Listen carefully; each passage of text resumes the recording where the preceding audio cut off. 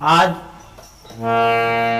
स्वामी अशोकनाथ TV channel में रूप बसंत की कहानी जो पहले दे चुके हैं उससे आगे का प्रसंग लेकर के चलते हैं। आज वैद्य जी नवज देखते हैं रानी रूपवती बीमार हो जाती है।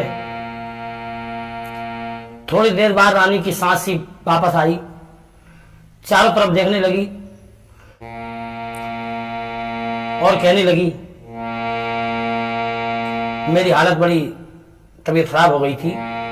राजा चंद्रसेन कहने लगे हाँ तुम्हारी हालत कुछ नाजुक नजर आ रही है, अब क्या परेशानी है? तो रानी बोली कि हाँ मरी मैं मरी, पेट में दर्द और सिर फटता है, हाथ पैर टूटे छाती में धड़कन सांस अटकता है।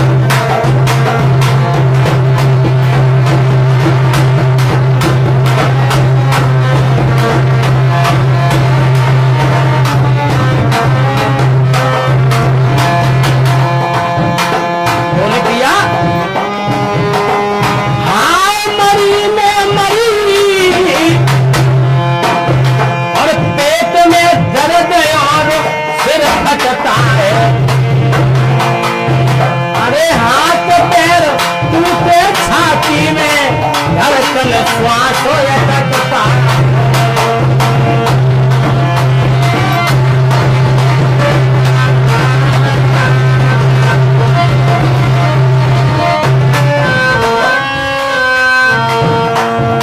और बोली पिया मेरा बेटा रूप बसंत पिया, गोदी में इन्हें उठाई, देवर धीर तो तुम आंगन में अरे बुलाई।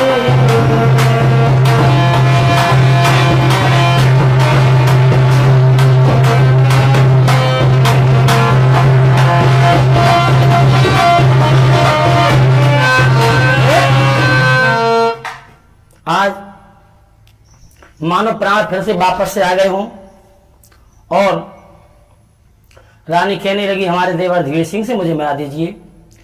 जो चंद्रसेन के छोटे भाई हैं धीर सिंह आज मंत्री धीर सिंह के पास चला। कैसे? अरे जल हाँ पक गिरा सुनाई,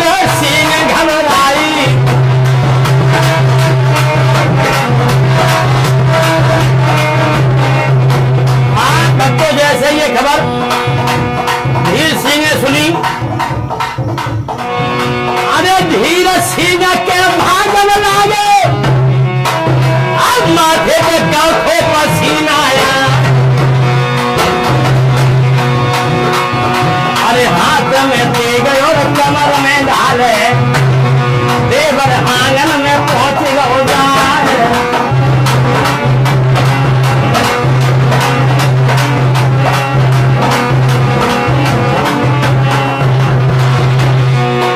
अरे भारी भीड़ लगी तो आंगन में चीर के चलो सिधार। अरे दशा देख के आज भावल की ऐसा परियव है पेट में जाए।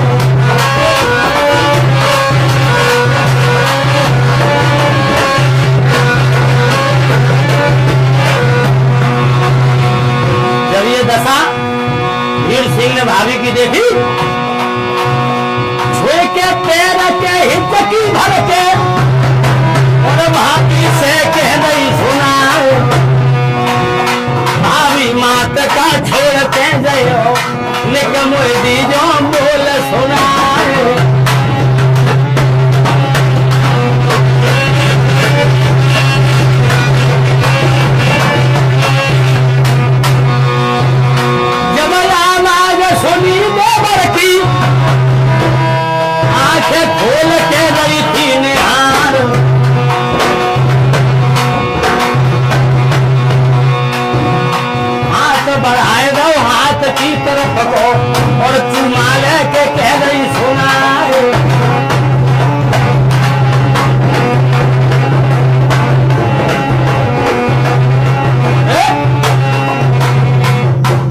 इस समय धीर सिंह पहुंचे आंगन में, भीड़ लगी हुई है और रानी रूपवती की हालत ठीक नहीं है।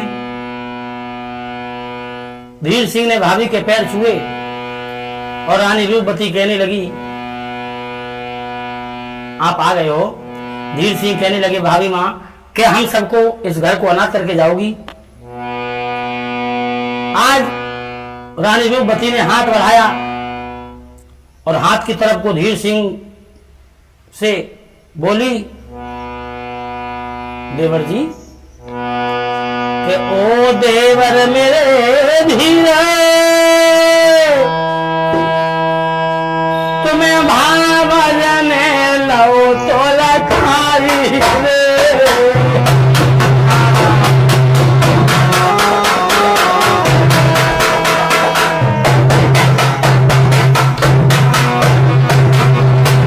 बोली है, अरे मौत मिलाए मेरे लाल रची काहू ने हाय दवाई रे।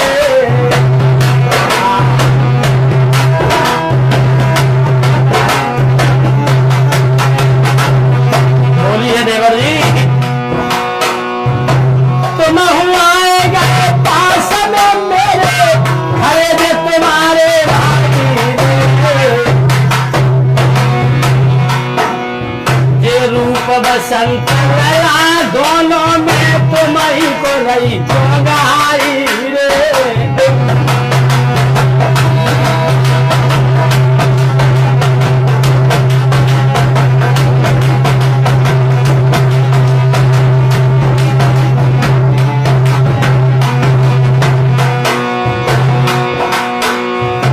अंतिम समय अभागिन को बेटन की उमरिया मारी रे। इन्हें छोड़ के जाए रही बेटन की करो रखवाली रे।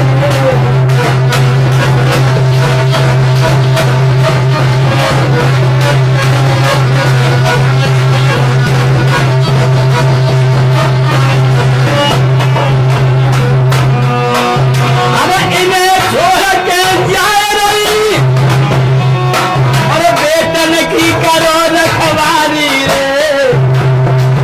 इतनी हाथ में दे के हाथ वो दुखिया गई है स्वर्ग से भारी रे।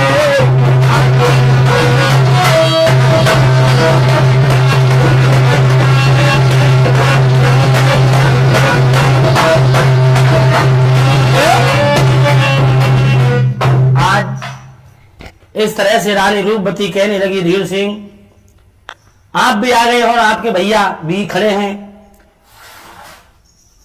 लेकिन मैं अपने ये दोनों युवतियों की जोड़ी तुम्हें अर्पित कर रही हूं, तुम्हें सौंप करके जा रही हूं।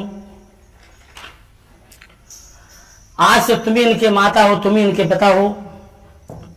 उसी समय रानी ने अपने शरीर को छोड़ा है और जो रानी रूपवती का सिर एक तरफ को ढुका है तो एकदम से रूप और बसंत अपनी मैया की लाश पर गिर पड़े, रो करके कहने लगे, मां, मैया,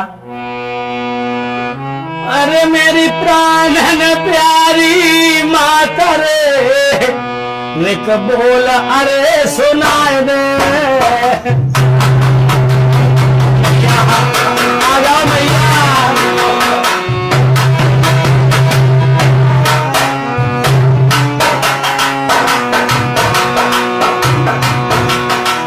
छाती से लगाए के मैयारी दूध अरे पिलाए दे।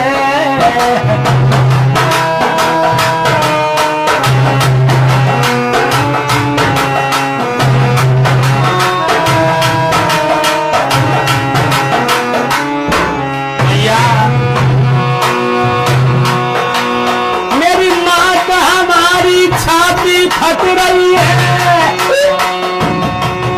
और देख माता की लाश बरस पल पल सम फट रही है। भैया दोनों बेटा आज लाश पहल की हर लो।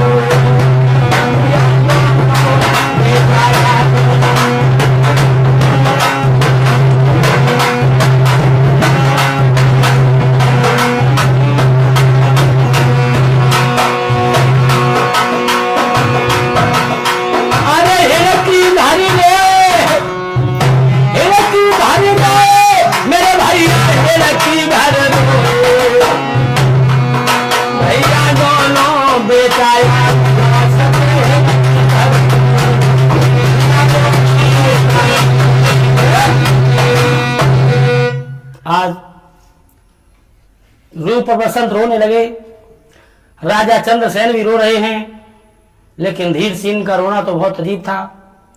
अपने दोनों भतीजों से कहने लगे, बेटा दुनिया में किसी के माता पिता नहीं रहते, तुम्हारी माता तुम्हें छोड़ करके चली गई। आगे बढ़कर के चंद्रसेन ने अपने दोनों बेटों को पुचकारा और कहा, धीर सिंह, रानी की तो लाश पड़ी है, तुम जानते हो कि मुझे राजकाज के कारण फुर्सत नहीं मिलेगी। आज से हमारे इन दोनों बच्चों को आप इनकी देखभाल करोगे, इन्हें लाड़ प्यार दोगे, माँ का प्यार देना, पिता का प्यार देना। एकदम धीर सिंह कहने लगे, भैया मैं इन दोनों बच्चों को अच्छी शिक्षा दूंगा, इनका उज्जवल भविष्य बनाऊंगा, लाड़ प्यार दूंगा, लेकिन एक वचन आपको मुझे देना होगा। क्या? तो क्या बोले हैं धीर सिंह? अरे बेटा रूप बसंत पे कोई गलती गर हो ना रे,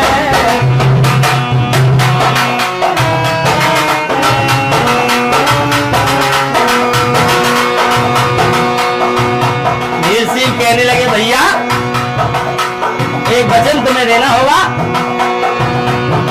मेरे बेटा रूप बसंत पे कोई गलती गर हो जावे, इनके बदले में सजा रे चाचा धीर सिंह है पावे।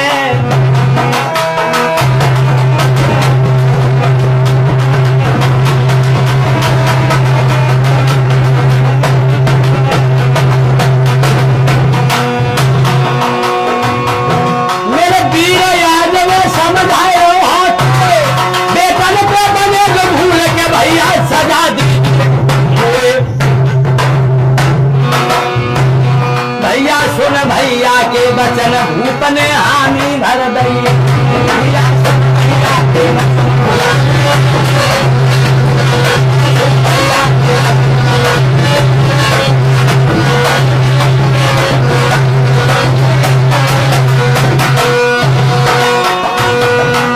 हामी भर दई, भूप ने हामी भर दई, भैया सुन भैया के। आज जब ये बात धीर सिंह ने कही कि आज के बाद यदि बेटा रूप बसंत पर कोई गलती हो जाए तो सजा बच्चों को नहीं मुझे देना। आज चंद्रसेन कहने लगे, भैया ये लाश मेरी रानी की नहीं, ये लाश मेरी है, मैं इसकी सौगंध खा करके कहता हूं, पहली बात तो हमारे बेटा रूप और बसंत कभी गलती करेंगे नहीं, और यदि गलती हो भी जाए तो उसके बदले में सजा धीर सिंह तुम्हें मिलेगी। ये वचन देने के बाद अंतिम संस्कार के लिए रानी रूपवती के शव को लेकर के चले हैं। आज रूप की तरफ देख करके बसंत बोला, भैया ए भैया कैसी भई जननी कर गई काल, अब हम तुम दोनों रह गए कोई बिन मैया के लाल। मैया ने अब दीनी दगा भैया कहाँ अब कीजिए, डाली विपत करतार ने अब दोष किसको दीजिए। जननी तुम्हारी देख सूरत नैन से जल जातरी, दोनों कुमर तेरे खड़े निक बोल मुख से मात। आज शमशान को लेकर के चले हैं रानी के सब के लिए। लिखा कवि ने कि जिंदगी में हजारों का मेला जुड़ा,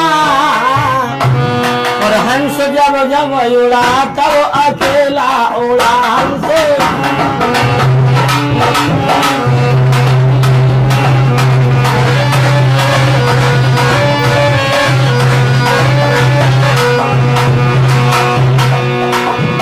जिंदगी में हजारों का मेला जुड़ा, हंस जब जब उड़ा तब अकेला उड़ा हंस जब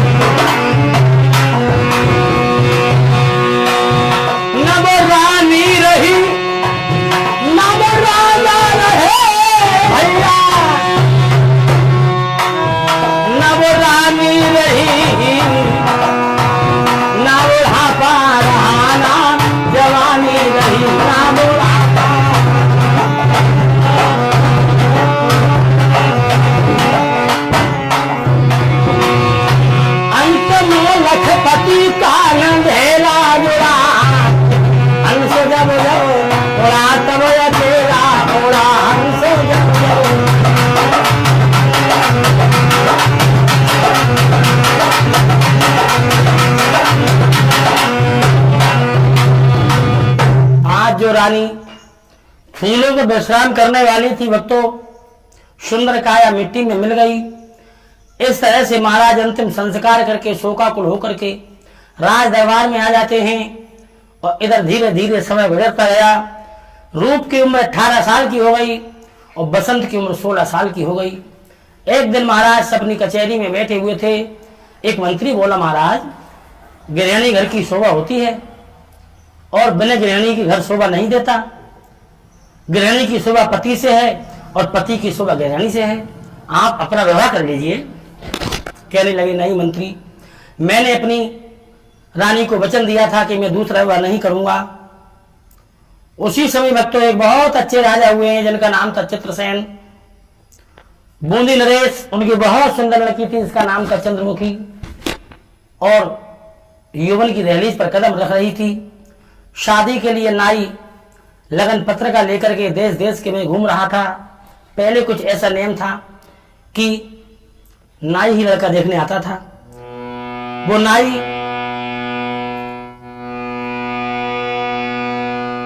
महाराज के दरबार में आया और कहने लगा कि प्रथम गया मैं उदय पर मुझे बड़ी है पीक, लड़की के लायक कोई घर वर मिला न ठीक।